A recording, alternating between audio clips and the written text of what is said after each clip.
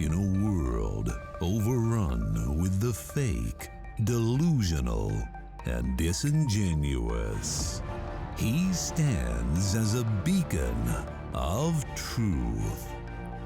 He is Abuki Cabal.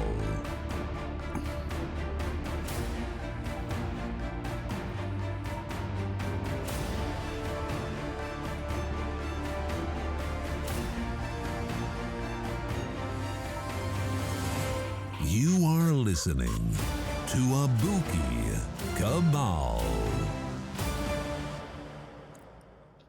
What's happening, fellas? Back at it again. The news has just been so eventful here lately.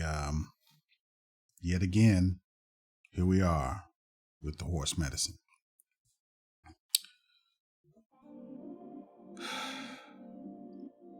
Alex Jones. Alex Jones this weekend. Excuse me.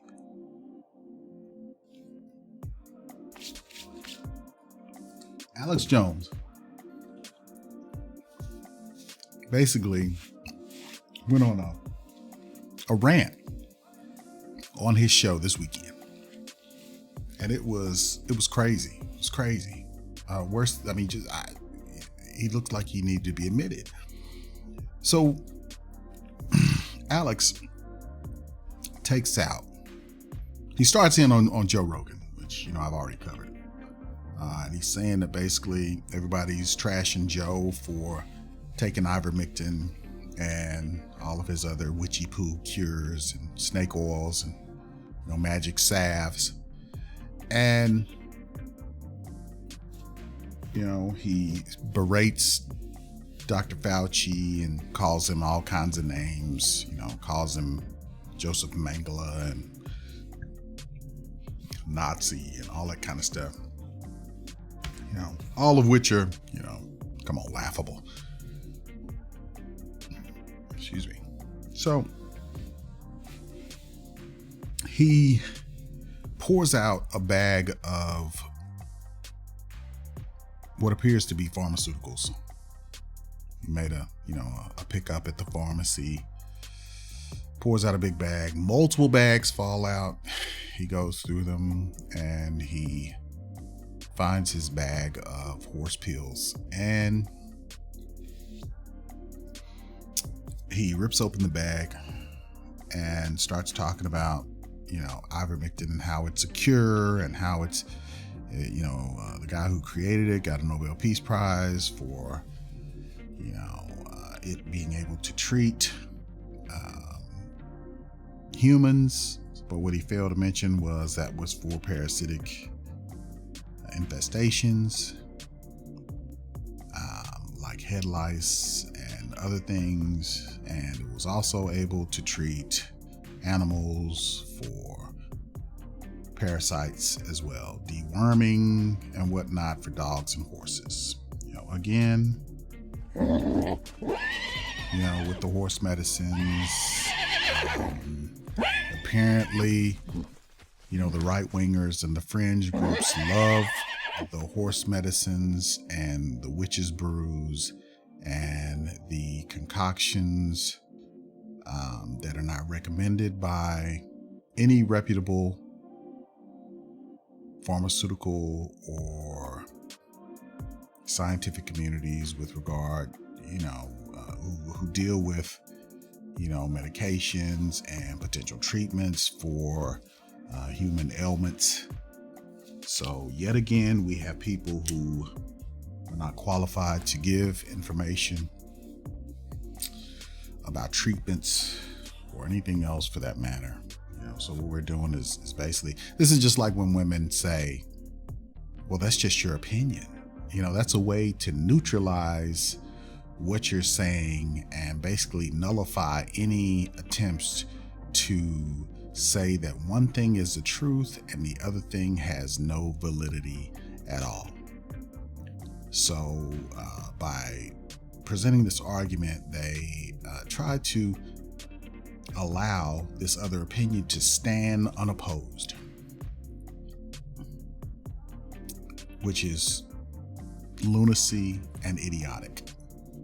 If that's the case, you could go to any school, any college, and say that basically the professor's opinion about what is the right answer is purely his opinion, and thus you should pass any exam presented because it was your answers are your opinion, and they have just as much validity as the right answer.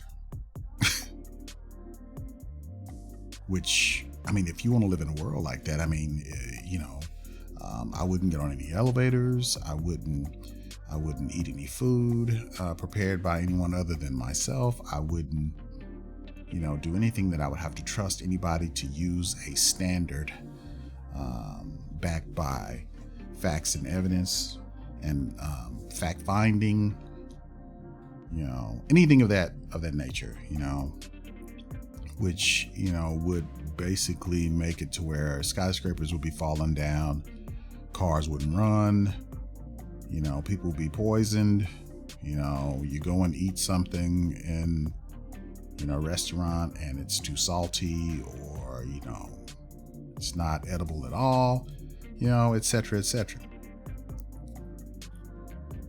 So I'm sure none of us want to live in a world like that.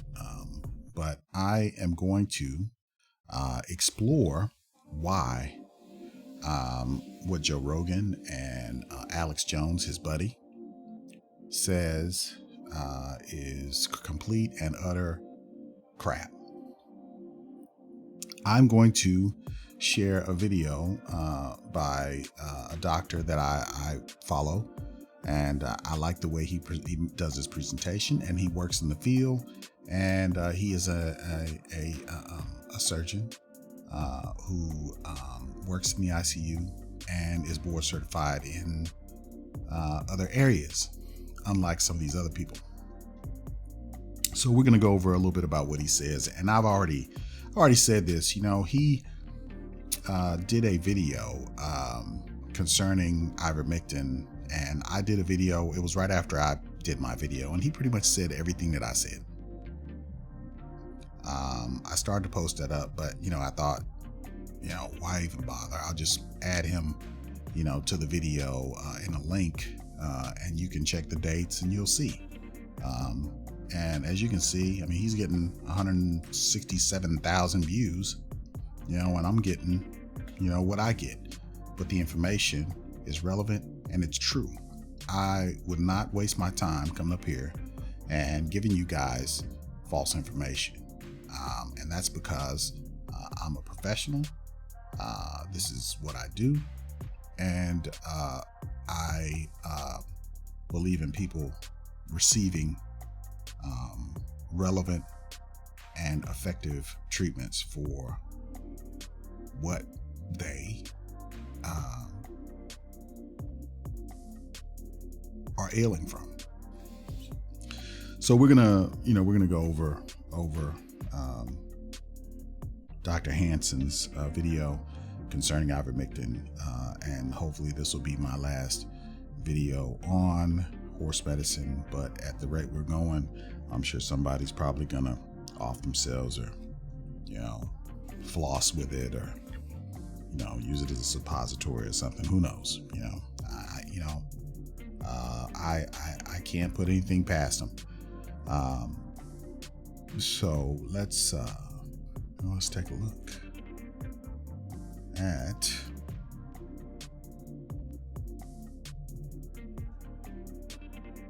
the video.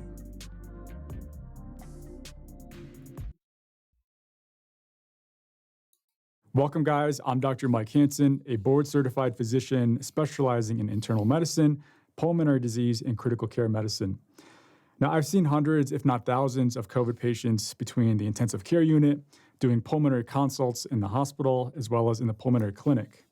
Recently, I saw Joe Rogan's video in the news that came out that he got COVID, and he took some things for that, including ivermectin. Turns out I got COVID. So, Joe Rogan, just in case you're watching this video, I'm going to call you out on some of the things you said in your video. Hello, friends. So I got back from the road Saturday night. feeling very weary. I had a headache, and I just felt just run down. And Yeah, that's typically how COVID starts. One thing I've noticed, and researchers in the UK have noticed this as well, is that more or higher percentage of the COVID symptoms are starting with these head cold symptoms, in addition to the systemic symptoms of just feeling run down, plus the fever and the chills and the body aches. just to be cautious, I separated. Yeah. What I've seen also in treating patients is about the same. Some people start out really, really heavy. Some people start light. Some people, it comes on, like cold-like symptoms. Some people, it comes on more like a heavier type of flu. They feel really, really bad. Sometimes you get the coughing and the sneezing before. Sometimes they may complain of the loss of sense of smell and taste early on. And sometimes they just don't show any symptoms at all other than, an elevated temperature and just, feeling a malaise, just feeling relatively off, So let's move on here. Fair use, y'all. From my family, slept in a different part of the house, and throughout the night I got fevers and sweats, and I knew what was going on. So I got up in the morning, got tested, and turns out I got. And see those fevers and sweats, that's he's saying that it was just light symptoms, cold like symptoms. That's not light. That's pretty heavy. The fevers and sweats, and he still doesn't look very good right there. I mean, he's all flush and whatnot. His face. I watch Joe a lot, and he looks a little bit off, like he is not really, still well. He looks, his eyes are kind of off. He's got that redness on his forehead and whatnot, around his neck. He still looks a little off. The color's out of his lips, but let's keep going. Got COVID. So we immediately threw the kitchen sink at it. All kinds of meds, monoclonal antibodies, Ivermectin, Z-Pak, prednisone, everything. And I also got an NAD drip and a vitamin drip, and I did that 3 days in a row. And so now check this out. So, and the doc's going to go into this, but none of these things, I don't see any of these things being used as treatments. And I've been doing this for almost 2 years now, ever since 2019, when we first headed into this. I haven't seen any of this that he's talking about, and most people wouldn't get this, unless you're really, really bad. One of these treatments you wouldn't get. But Doc's gonna go into this. I'm just telling you about, my experience. So here we are on Wednesday, and I feel great. I really only had one bad day. Sunday sucked, but Monday was better. Tuesday felt better than Monday, and today I feel good. I actually feel pretty fucking good. That's the good news. The bad news is we have to move the Friday show in Nashville. All right, so a lot of things to unpack there, because he's telling you about his anecdotal case, and he's telling you about the things he took. You can't come to any conclusions based on his experience. What I tell you guys about anecdotal evidence, I always say anecdotal evidence is not enough to make a case unless you have a large enough sampling of people that can be confirmed by more than just you. And that will make it something other than anecdotal evidence. So anytime anybody tries to give this to you, fellas, like when women try to give you, these stories about their experiences, or, other people try to give you these anecdotal experiences, they can't be confirmed. So they're just like, the wind. It's like trying to catch the wind. You can't do it. Let's move on. He could have taken 0 medications, and he could have had that same exact outcome. This is why you do things, you learn things in studies and trials, not based on anecdotal cases. It's also why you have to control for all these different factors.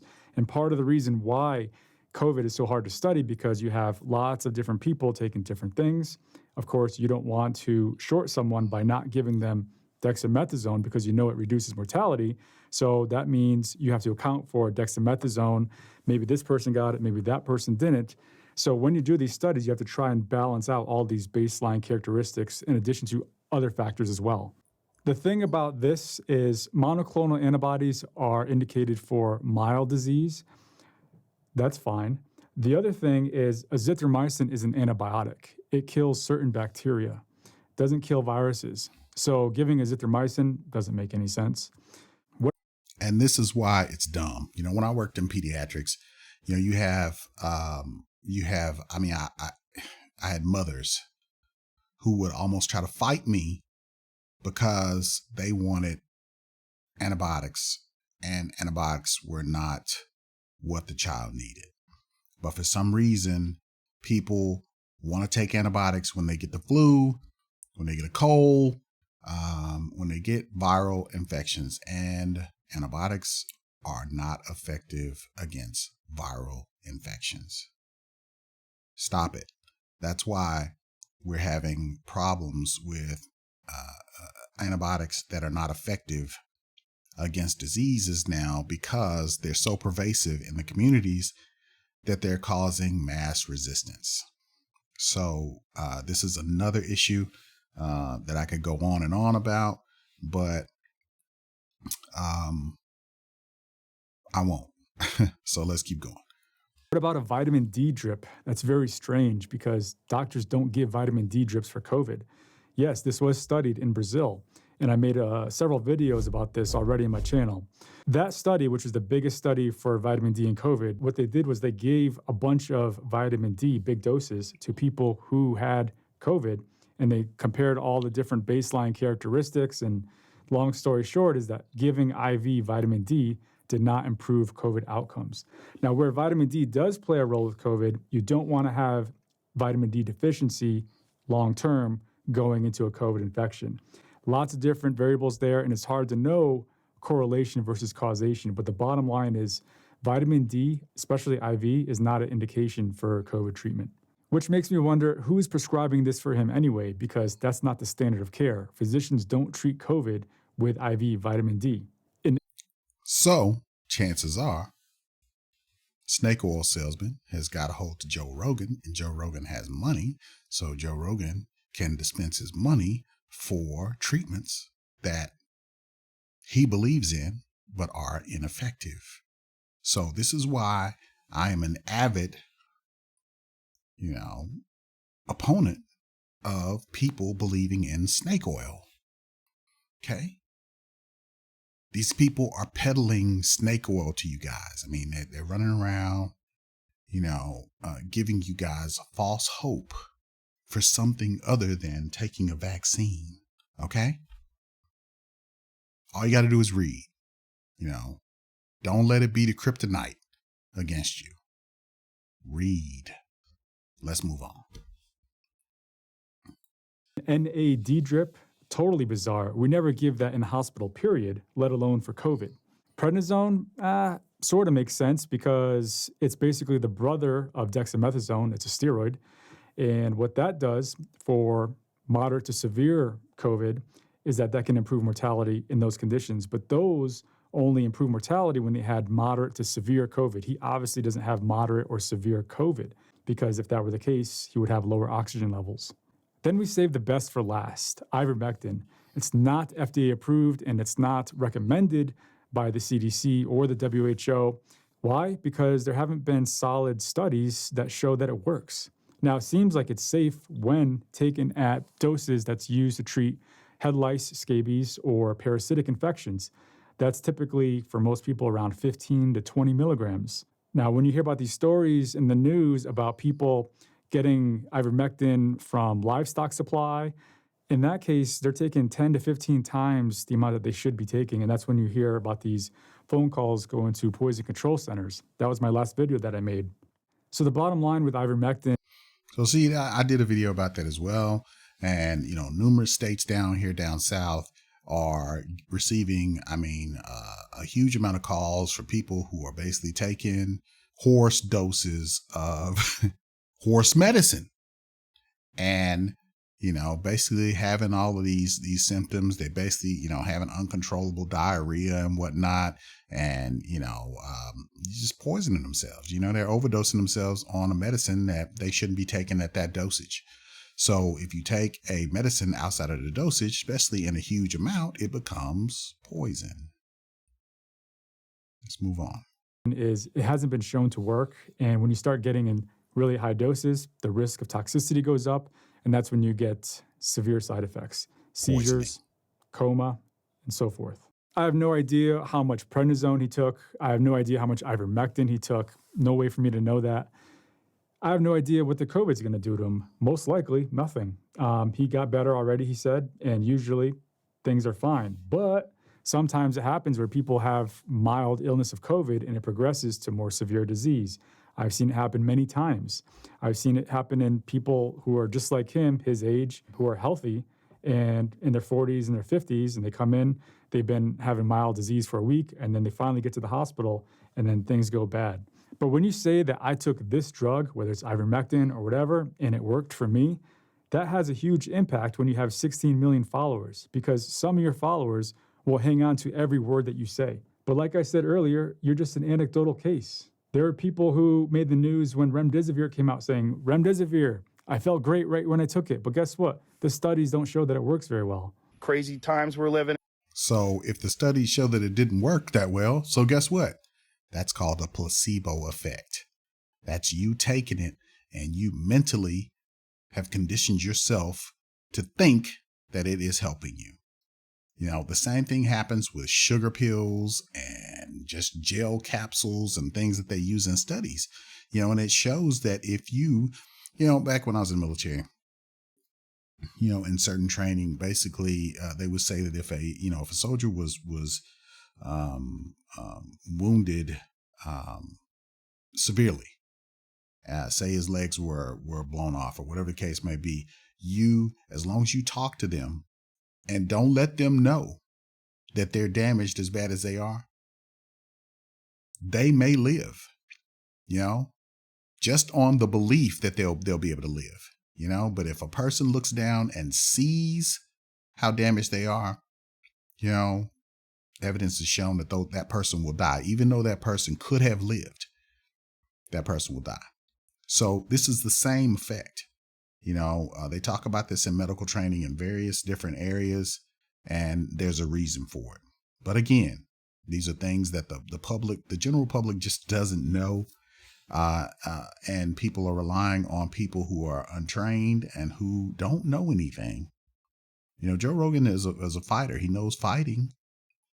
He knows comedian, things. He knows this podcast game because he's been in it for a while, but he doesn't know medicine. And he doesn't know how to stay in his lane, and Joe Rogan is, he believes in ayahuasca and mushrooms and weed and a lot of other things too. And I'm not saying I'm against any of those things, but those things are still considered to be medicines. But these people, these witchy poo people and these woke people, they think that those things are natural remedy. It's medicine. Medicine is nothing but a root or something ground up into a powder and put into a capsule, or that may be ground up and refined and cleaned up a little bit, whitened up a little bit like rice that's processed, and they put it into a capsule and they give it to you. But it's still a medicine. But you got people out here saying it's a drug, it's a chemical. The world is filled with chemicals. It's filled with elements and, things that we can make into other things, but it's all pretty much, it still all comes from a natural source. Okay. And if you give things in a certain, concentration, it may help you. Okay. A small amount, which is, in other words, a dosage, can be helpful. Too much can be harmful. Same thing with gluttony. Things like that. Too much food can harm you. Too much water can kill you. It's got a thing called water toxicity, causes brain swelling. These things happen. But you got people out here drinking jugs and jugs of water because they think that it's going to, make them healthy. You have to read, you have to educate yourself. That's all we're saying. Doc's doing a good job. You guys listen to this good information now. But a wonderful, heartfelt thank you to modern medicine for pulling me out of this so quickly and easily. And my love to all of you. Thank you. A heartfelt thank you to modern medicine. Well, Joe, this is what modern medicine says. It says, get the FDA-approved vaccine. It says, don't take the non-FDA-approved ivermectin. It also says dexamethasone is indicated for moderate to severe COVID illness. It also says monoclonal antibodies for mild illness. You got that one right. It also says no vitamin D drip for COVID. It also says no NAD drip for anything. So if you're sincere about giving a big thank you to modern medicine, you should echo what the experts say. You should echo what the CDC says. I'm actually a fan of the Joe Rogan podcast, but I'm not a fan of COVID misinformation. But by you doing this and some of the things that you said, it's only contributing to the problem of misinformation, the misinformation pandemic. You're only further worsening the problem. Before, you're on record of saying that, well, if you're young and healthy, you don't need to get vaccinated. That's not the case. People, young and healthy, have gotten sick. Not only that, but they can still spread the virus to others, which is only further contributing towards the pandemic.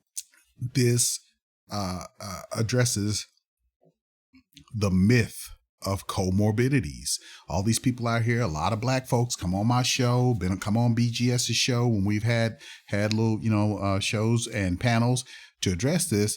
And they talk about this. I'm young and healthy. I don't have any comorbidities. I'm not overweight, blah, blah, blah. None of that keeps you from dying from this disease. We've seen people die from this disease that are young and healthy. We've seen people who are overweight and full of comorbidities survive. We've seen some with the same situation who die horribly, but there's a reason why. There are huge numbers of people coming in with this disease. And you best do what you can to protect yourself and your family, or you'll be remiss. There are limits to what the medical community can handle.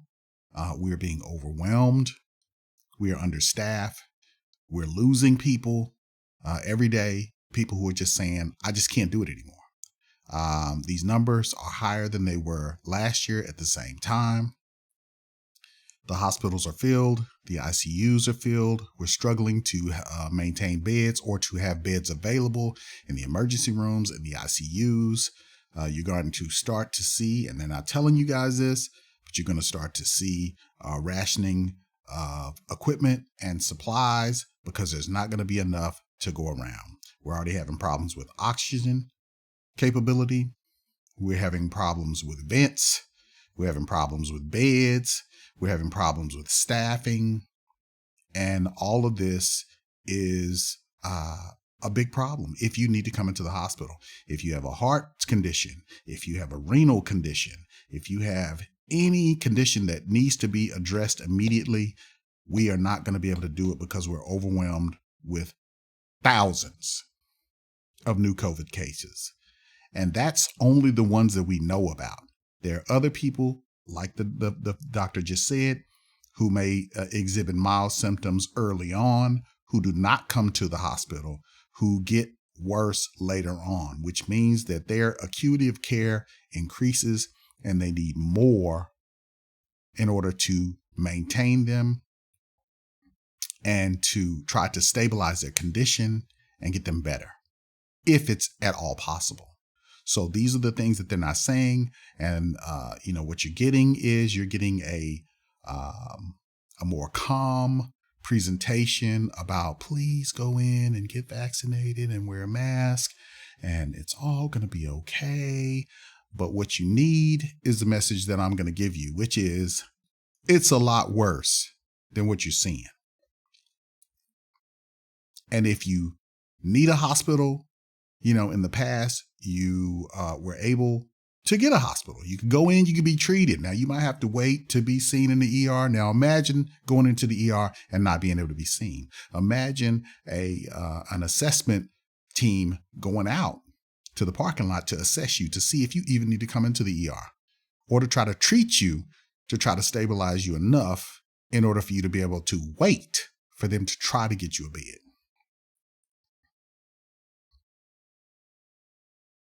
I can't express to you guys how dangerous this situation is becoming nationwide. These hospitals are not built to handle thousands of patients, to be overrun with potential patients. We already have a nursing shortage. We already have a physician shortage. We get physicians from over in, India, Pakistan, all kinds of places, to boost the numbers. We don't have enough nurses who are qualified to handle the types of patients that are coming in. Things are going to get worse if people don't get vaccinated. If people don't take measures to try to limit their exposure to potential infections, we are going to be in a bad place. And I can't express that enough. People don't want people to panic. And that's why you're getting what you're getting. But they're telling you the numbers. If you look, you can look state by state and you can see what's going on out here. And you compare that to last year. If you go and you look at the numbers of deaths from the years before 2019, 2020, and 2021, and you look at the death rates, the death rates are substantially higher than before. Now, people might say, well, what does that mean? That means that in addition to the normal things that kill people, diseases and whatnot, natural causes of death and whatnot, you have more people dying of COVID, which bumps those numbers up. So the numbers for 2020 have already been exceeded in 2021, and it's not even over yet. So if the projections are correct, we're in for a tough ride here within the next several months. And this is important, and people need to pay attention, and you need to consult with your physician and not all of these other people out here, these snake oil salesmen, these snake shakers, praying for things to be better and all that. And I'm not saying I'm against prayer, but, God gives you good sense to do what you're supposed to do, like move out of the street and not get hit by cars.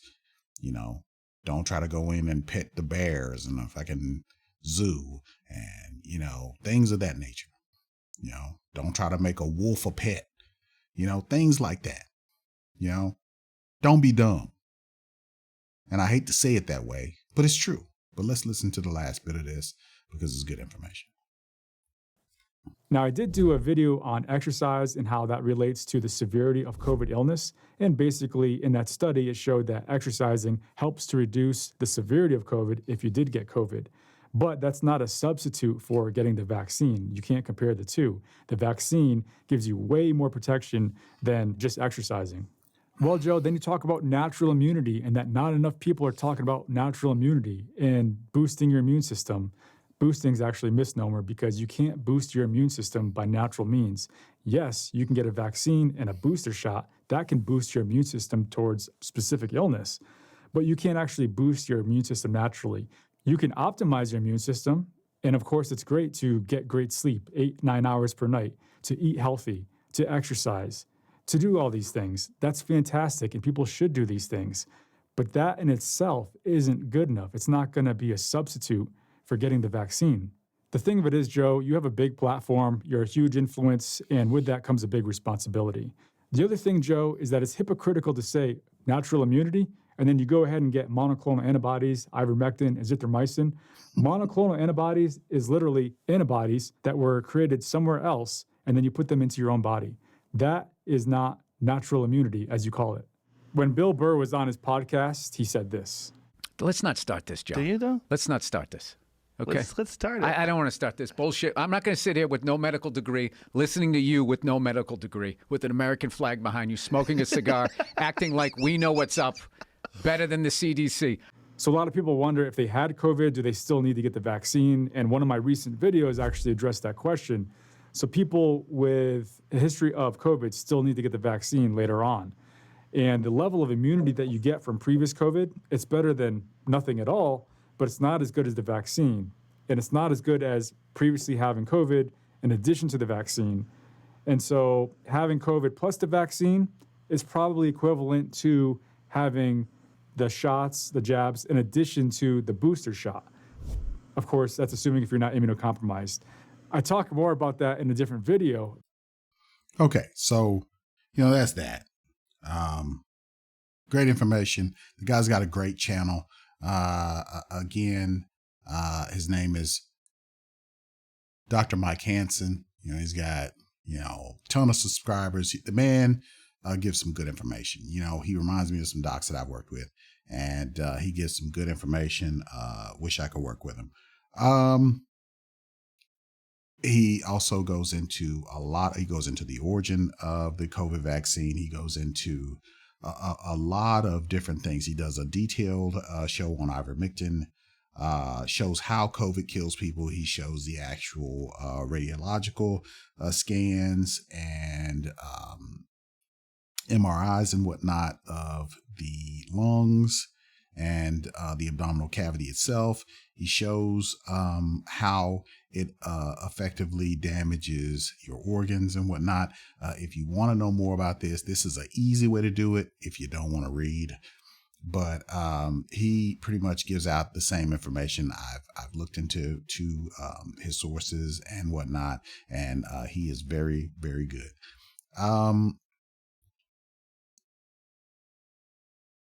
I just want you guys to do the right thing, man. I want you to protect yourselves. I want us to be around to have good times again, so we can go to the movies, go see fucking, Shang-Chi and, keep supporting Marvel, make sure that, Scarlett Johansson gets paid, unlike the last time, even though I liked that movie. It was excellent.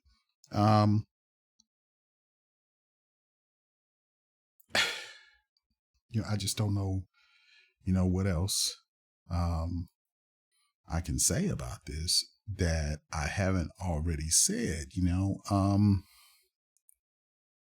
It's important that we do everything that we can and vet the information that we receive. I mean, this is no joke, y'all. I appreciate you guys listening. It's been fun. Still is fun. I appreciate you guys' support. You guys support the other channels and the links that I give. Man, these are good guys. They give good information. GG, BGS, all the other guys, the PhDs that we have in the community,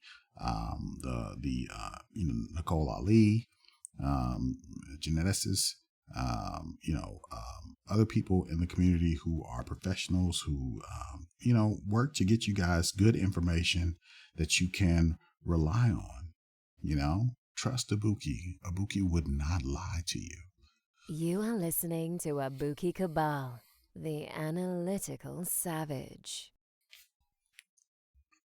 I feel like a